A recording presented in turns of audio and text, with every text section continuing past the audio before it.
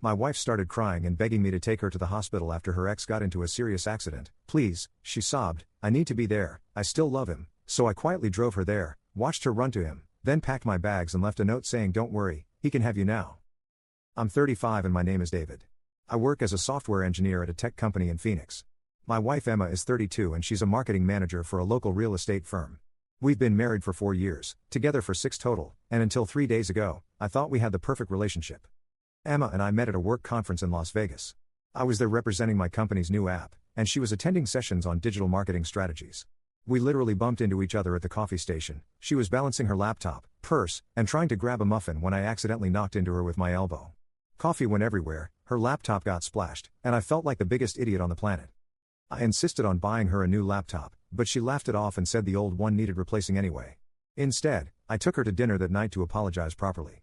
We talked until the restaurant closed, then continued our conversation in the hotel lobby until 3 a.m. There was something magnetic about her. She was smart, funny, ambitious, and had this way of making me feel like I was the most interesting person in the room. We started dating long distance, with me in Phoenix and her in Denver. The 6-hour drive became a regular thing for both of us. After 8 months of back and forth, I convinced her to move to Phoenix when she got a job offer here. We moved in together immediately, and it felt like we'd been living together for years. Emma had been single for about 8 months when we met. She'd ended a long relationship with her college boyfriend Jake after dating him for almost 6 years. We just outgrew each other, she told me once. College sweethearts rarely work out in the real world. She seemed matter-of-fact about it, never dwelling on the past or comparing me to him. I found a few old photos of them together when she was unpacking, but she tossed them without a second glance. Jake never really came up in conversation. When Emma's college friends would visit and share old stories, his name might be mentioned in passing, but Emma would just smile politely and change the subject. No drama, no lingering feelings, or so I thought.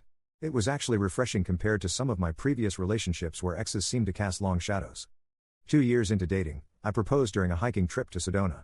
We'd been talking about marriage for months, looking at rings together, discussing our future. When I got down on one knee at sunset near Cathedral Rock, she cried happy tears and said yes before I could even finish my rehearsed speech. Our wedding was perfect, a small ceremony at a vineyard outside Scottsdale with about 60 of our closest friends and family. My parents loved Emma from day one, and her parents were welcoming and kind. Our friend groups blended seamlessly, and we settled into married life like we'd been doing it for decades. For the first 3 years of marriage, everything was exactly as it should be. We bought a house in Tempe, adopted a golden retriever named Buster, talked about starting a family. Emma excelled at her job and got promoted twice. I was doing well at my company and had been given more responsibility. We traveled together, hosted dinner parties, and genuinely enjoyed each other's company. Looking back now, I can see the subtle changes that started about a year ago, but I was too content to pay attention. Emma began checking her phone more frequently, often during conversations or while we were watching TV. When I'd ask who was texting, she'd say it was work or her sister or just random group chats. Nothing suspicious, nothing that raised red flags. She also started asking more questions about my college years and my exes, which seemed like innocent curiosity. Do you ever wonder what would have happened if you'd stayed with Rachel? She'd ask about my college girlfriend. Do you think you'd be happy? I'd always answer honestly that I was grateful things had worked out the way they did because it led me to her. Around 6 months ago, Emma's behavior shifted more noticeably. She became quieter, more withdrawn. She'd be physically present but mentally somewhere else. When I'd ask what was wrong, she'd snap back to attention with an overly bright smile and insist everything was fine. She started working late more often, claiming big projects and demanding clients. When she was home, she'd be tired and distracted. Our conversations became more superficial, work updates, weekend plans, household logistics. The deep, meaningful talks we used to have disappeared. I tried to reconnect by planning special date nights, surprise weekend getaways, and romantic dinners. Sometimes I'd catch glimpses of the old Emma, she'd laugh at one of my terrible jokes or snuggle against me during a movie. But these moments felt fleeting, like she was performing the role of happy wife rather than actually being happy. 3 months ago, I confronted her directly. We were having dinner at our favorite Italian restaurant, and she'd barely touched her food while scrolling through her phone. Emma, what's going on? And please don't tell me it's nothing. She looked up, startled. I'm sorry, I've just been stressed with work lately. Is that really all it is? Because you've seemed distant for months now. I'm fine, David. Just tired. Maybe I need a vacation. But something in her eyes told me there was more to it. That night, I did something I'd never done before. I went through her phone while she was in the shower. I felt terrible about it, but I needed to know if I was losing my mind or if something was really wrong. Her phone was surprisingly clean. No suspicious texts, no secret social media accounts, no evidence of an affair. If anything, it seemed too clean, like someone had been careful about their digital footprint. This made me feel both relieved and more suspicious. A month ago, things came to a head. Emma's college friend Rachel was visiting Phoenix for work, and we met her for drinks. After a few cocktails, Rachel started reminiscing about their college days, and Jake's name came up several times. "Jake's doing really well these days," Rachel mentioned casually. "Finally got the promotion to senior architect at his firm. Bought that house he always talked about wanting, the one with the workshop in the garage." I noticed Emma's posture change, her attention sharpening in a way I hadn't seen in months. "That's great," Emma said, trying to sound casual. "Good for him. Still single though," Rachel continued. "Says he's too busy with work to date seriously. Though honestly, I think he's still hung up on his college days, if you know what I mean." She gave Emma a meaningful look that made my stomach tighten. Emma quickly changed the subject, but the damage was done. Later that night, I caught her looking at Jake's LinkedIn profile on her laptop. When she saw me watching, she quickly closed it. "Just curious about what Rachel said," she explained with a forced laugh. "Wanted to see if he still has that awful mustache from college." I let it go, but I started paying closer attention to Emma's patterns. The late nights at work, the phone calls she'd take in another room, the way she'd sometimes seem lost in thought and then startled when I spoke to her. The pieces were starting to form a picture I didn't want to see. 2 weeks ago, I decided to surprise Emma at her office with lunch. When I arrived, her assistant told me Emma had left early for a personal appointment. When I asked Emma about it that evening, she claimed she'd been in meetings all day and hadn't left the office. The lies were piling up, but I still didn't have concrete proof of anything. Part of me wondered if I was being paranoid, creating problems where none existed. But my gut told me something was seriously wrong. Everything changed last Tuesday. I was working from home, trying to focus on a project deadline, when Emma called me around 1 p.m. Her voice was shaking, and I could tell she'd been crying. "David, something terrible has happened. Jake's been in an accident." My blood ran cold. Not because of Jake, I barely knew the guy, but because of the raw emotion in Emma's voice. "What kind of accident?" "A car accident. He was driving home from a job site when someone ran a red light and hit him on the driver's side. He's at St. Joseph's Hospital now, and it's really bad." "I'm sorry to hear that. How did you find out?" "Rachel called me. She's still listed as his emergency contact from college." "David, I need you to drive me to the hospital." "I can't. I'm too shaken up to drive myself." Something about her request felt off. Why was she so emotionally devastated about an ex-boyfriend's accident? Why did she need to be at the hospital at all? "Emma, I understand you're concerned, but why do you need to be there?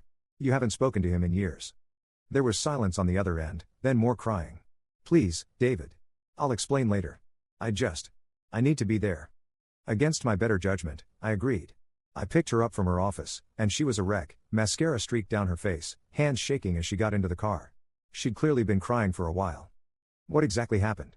I asked as we drove toward the hospital. "He was leaving a construction site inspection. The other driver ran a red light going at least 50 miles per hour. Jake's car flipped twice." Her voice broke. "They don't know if he's going to make it." I glanced at her, trying to process the level of her distress. "Emma, I know this is awful, but your reaction seems intense. For someone you haven't been in contact with." She turned to look at me, tears streaming down her face. "Please, I need to be there. I still love him." The words hit me like a physical blow. I felt the air leave my lungs, and for a moment, I thought I might crash the car. My wife, the woman I'd spent 6 years with, married, bought a house with, planned a future with, had just casually admitted to loving another man. I pulled over into a parking lot and sat there in stunned silence. Emma seemed to realize what she'd just said because she started backtracking immediately. "I didn't mean it like that. I meant I love him as a friend, as someone who was important to me once." But the damage was done.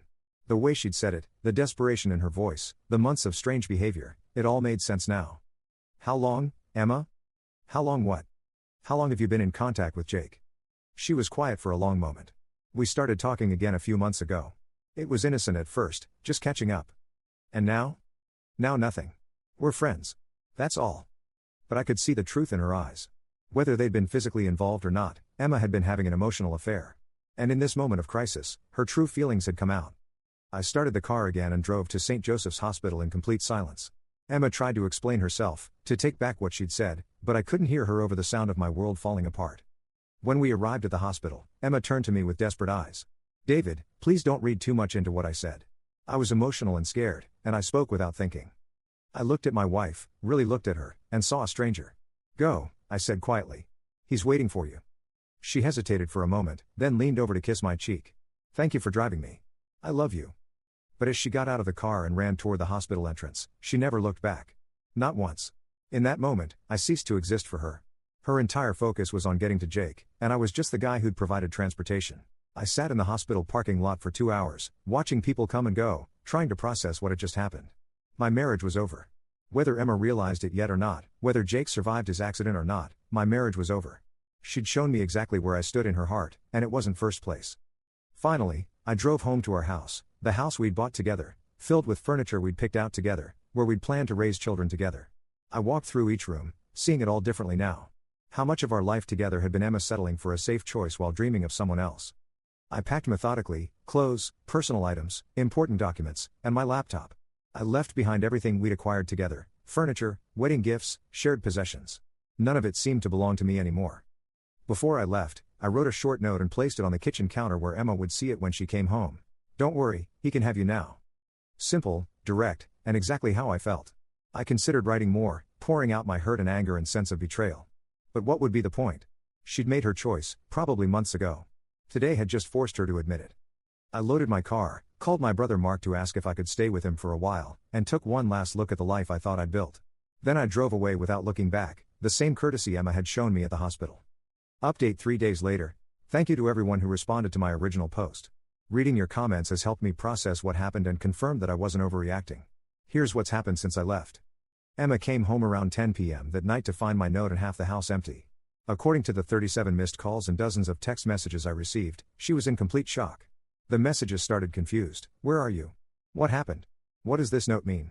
Then they turned frantic. Please call me back. This is all a misunderstanding. I can explain everything. And finally desperate, I made a terrible mistake. Please come home so we can talk. I didn't respond to any of them. I turned off my phone that night and spent the next day trying to process everything with my brother. Mark's always been a straight shooter, and his take was simple. If she loved him enough to say it out loud in a moment of crisis, she's been thinking it for a while. You did the right thing. On day 2, I turned my phone back on to find more messages. Emma had also called my work, my parents, and several of our mutual friends trying to find me. I called my parents to let them know I was safe and would explain later. I also called my boss to request a few personal days. Through my brother's wife, who's friends with Emma's coworker, I learned that Jake's injuries were serious but not life-threatening. He had a punctured lung, several broken ribs, and a concussion, but he was expected to make a full recovery. I also learned that Emma had spent the entire night at the hospital. Yesterday, Emma's sister Lucy called me. We'd always gotten along well, and I agreed to meet her for coffee. She looked uncomfortable as she sat down across from me. Emma's a mess, Lucy said without preamble. She knows she screwed up badly. By telling me she loves him, or by having an emotional affair for months? I asked. Lucy winced. She told me about reconnecting with Jake.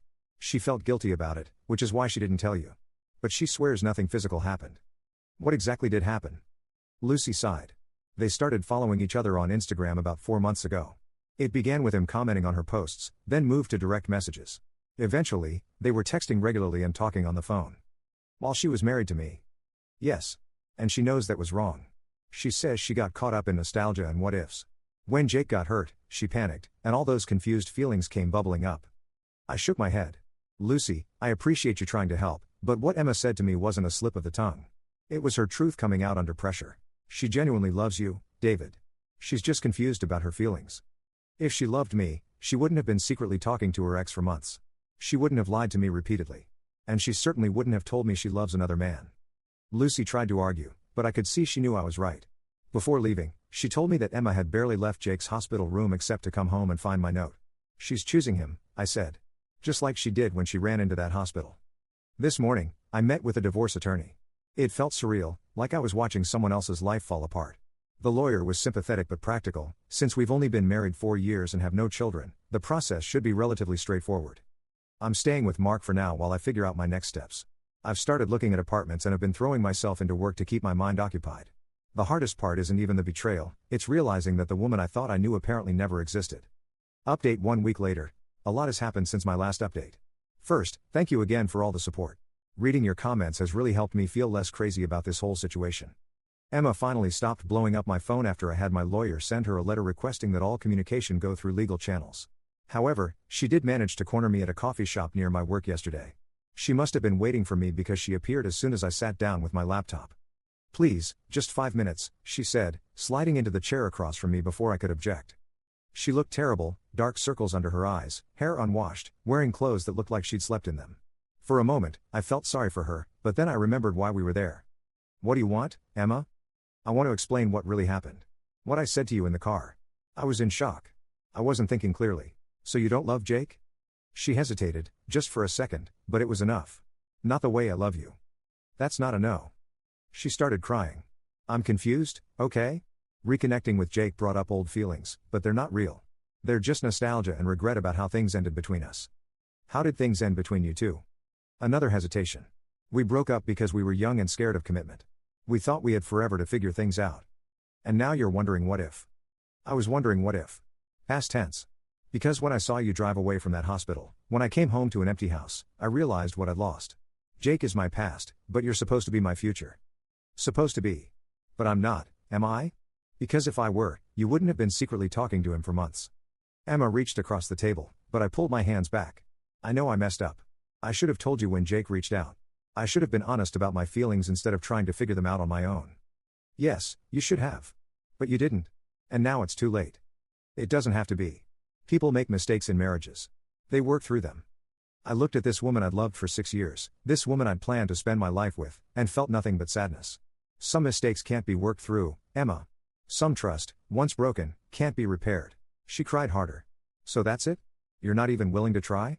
Tell me honestly, if Jake asked you to be with him, what would you say? The question hung in the air between us. Emma's expression went through several emotions: surprise, guilt, calculation, then resignation. I would say no, she finally answered, but her voice lacked conviction. You hesitated. I'm trying to be honest with you. The honest answer is that you don't know, isn't it? You don't know what you'd say because you don't know what you want. She didn't deny it. I stood up to leave. Until you figure out what you want, you can't offer me anything real. And I deserve someone who doesn't have to think about whether they'd choose me over someone else. As I walked away, she called after me, he's nothing to me now. I only want you. But her earlier hesitation had said everything I needed to know. Through mutual friends, I learned that Jake was released from the hospital 3 days ago. I also heard that Emma took time off work to help take care of him during his recovery. So much for him being nothing to her.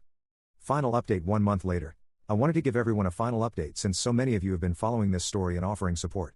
The divorce papers were filed last week. Emma initially resisted, asking for mediation and counseling, but eventually signed when she realized I wasn't changing my mind. The process has been surprisingly amicable. We're splitting our assets fairly, and since we have no children, it's mostly just dividing property and debts. I found a great apartment in Scottsdale and have been slowly rebuilding my life. I started seeing a therapist to work through everything, which has been incredibly helpful. Some days are harder than others, but I'm learning to be okay with being alone. 2 weeks ago, I ran into Rachel, Emma's college friend who started this whole mess by mentioning Jake at drinks. She looked uncomfortable when she saw me but came over to talk. I heard about you and Emma, she said. I'm really sorry. I feel like it's partially my fault for bringing up Jake that night. It's not your fault, Rachel. If it hadn't been that night, the truth would have come out eventually. She nodded, then looked around nervously. I probably shouldn't tell you this, but Emma and Jake are together now. Officially, I mean. I wasn't surprised, but hearing it confirmed still stung. How long after I left? About 2 weeks. She says she needs to see if what she's feeling is real or just fantasy. And? Rachel shrugged. Too early to tell. But she seems happy. Different from how she was with you, but happy. I thanked Rachel for her honesty. In a weird way, it was a relief to know that Emma had followed her heart instead of trying to convince herself she wanted something she didn't. A few days later, I received one final letter from Emma. In it, she apologized again for the pain she'd caused and admitted that she'd been unfair to both me and Jake by being indecisive for so long. She wrote about how confused she'd been, torn between the safety and stability I represented and the passion and history she shared with Jake. The letter ended with, I realize now that I should have been honest with you from the beginning about my feelings. You deserved better than a wife who wasn't sure what she wanted. I hope someday you can forgive me, and I hope you find someone who loves you with the certainty you deserve. It was a mature, thoughtful letter, and I appreciated her honesty. I wrote back once, wishing her well and asking her not to contact me again. She hasn't. I've started dating casually, nothing serious, just getting back out there. It's strange being single again after 6 years, but I'm learning to enjoy my independence. I've reconnected with old friends, picked up hobbies I'd neglected, and am considering a job opportunity in Seattle for a fresh start. If there's a lesson in all this, it's that people can't help who they love, but they can help how they handle those feelings. Emma loved Jake, maybe she always had, but instead of being honest about it, she tried to have both of us in different ways.